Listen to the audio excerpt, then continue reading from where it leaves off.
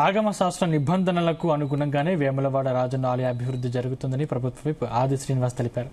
రాజన్న ఆలయ అభివృద్ధిపై శృంగేరి పీఠాధిపతుల శ్రీ శ్రీ శ్రీ భారతీ తీర్థ మహాస్వామి శ్రీ శ్రీ శ్రీ విధుశేఖర స్వామి వారిని రాజన్న ఆలయ ప్రతినిధుల బృందం కలిసింది.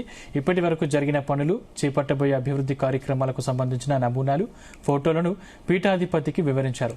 వేములవాడ రాజన్న ఆలయ అభివృద్ధిలో భాగంగా గతంలో చెప్పినట్లుగానే యథావిధిగా గర్భాలయం, మహామండపం నిర్మాణం జరుగుతుందన్నారు.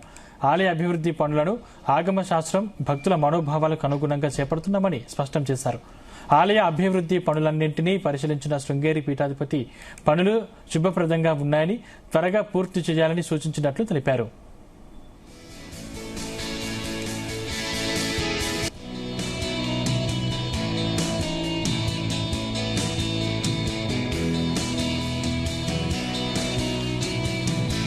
వేములవాడ రాజరాజేశ్వర స్వామి వారి యొక్క సన్నిధి నుండి శృంగేరి దక్షిణామ్నాయ పీఠం శ్రీ శ్రీ శ్రీ జగద్గురు భారతీ తీర్థ మహాస్వామి శ్రీ శ్రీ శ్రీ విధుశేఖర భారతి మహాస్వామి వారి దర్శనార్థమై ఆలయ అభివృద్ధి నేపథ్యంలో ఈరోజు స్వామివారిని దర్శించి కూలంకషంగా అన్ని సందేహాల విషయాలన్నీ కూడా వారి ముందుంచడం, వారితో చర్చించడం, వారు అనేక రకములైనటువంటి సమస్యలన్నీ కూడా తగు సూచనలన్నీ కూడా ఇవ్వడం జరిగింది.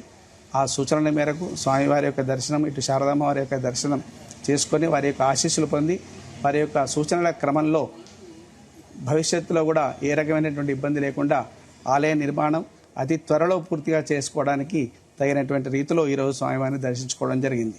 మహాస్వాముల వాళ్ళకు సాష్టాంగ ప్రణామములతో మేము ఇక్కడికి వచ్చిన ఈ శుభ సందర్భం వేళ మాకు ఆ దేవాలయం అభివృద్ధి భాగంలో జరుగుతున్న పనులను వేగవంతం జరుగుటకు గాను, అలాగే కొన్ని సందేహాలను నివృత్తి చేసుకుంటానుగా ఈరోజు వచ్చేసాము. స్వామివారిని దర్శించుకున్నాము, అమ్మవారిని దర్శించుకొని గురువు గారి దగ్గరికి వచ్చి వారి యొక్క ఆజ్ఞ తీసుకున్నాము.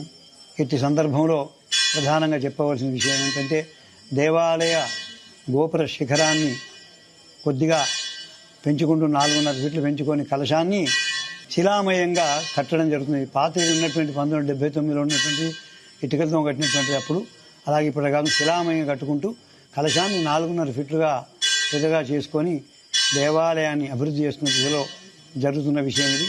తెలంగాణ ప్రభుత్వం నుంచి మరియు అదేవిధంగా వేములవాడ దేవస్థానం నుంచి ముఖ్యంగా విప్ ఆది శ్రీనివాసరావు గారు, మరియు అదేవిధంగా ముఖ్యమంత్రి గారి కార్యాలయం నుంచి శ్రీనివాసరావు గారు, మరియు ధార్మిక అడ్వైజర్ గోవిందహరి గారు, కలెక్టర్ గారు, మరియు వేద పండితులు, ప్రధాన అర్చకులు, మరియు ఉమేష్ శరతయ్య గారు వారందరితో కలిసి ఇక్కడికి రావడం జరిగింది. శృంగేరి పీఠానికి సంబంధించినటువంటి పూజ్యులు విధుశేఖర భారతీ స్వామిని కలిసి అన్ని కూడా వారితో చర్చించడం జరిగింది. ముఖ్యంగా ఇది 4వసారో 5వసారో వరుసగా ప్రతి క్రమంలో కూడా వచ్చి వారి యొక్క ఆదేశాలు, అదేవిధంగా వారి యొక్క సూచనలు పాటిస్తూ పక్కాగా ఖచ్చితంగా ఆగమ శాస్త్ర నిబంధనలకి అనుగుణంగానే ముందుకెళ్లడం జరుగుతుంది. తెలంగాణ రాష్ట్ర ప్రభుత్వం నుండి వేములవాడ శ్రీ రాజస్వామి దేవాలయం నుండి కూడా వేములవాడలో జరుగుతున్నటువంటి అభివృద్ధి పనులకు సంబంధించినటువంటి అంశములో జగద్గురు శృంగేరి పీఠాధిపతి శ్రీ శ్రీ శ్రీ శ్రీ విధుశేఖర భారతి గారిని స్వయంగా కలవడానికి రావడం జరిగింది.